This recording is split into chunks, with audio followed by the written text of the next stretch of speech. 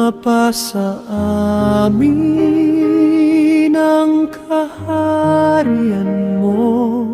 Sundin ang loob mo dito sa lupa para nang sa langit.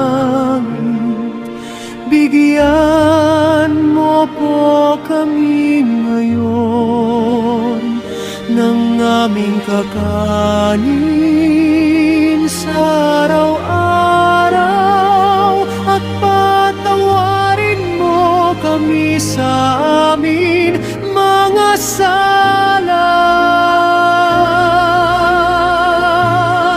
para ng pagpapatawad namin sa nagkakasala sa amin. At huwag mo kaming ipahintulot sa tukso, at iadya mo kami sa lahat ng masama.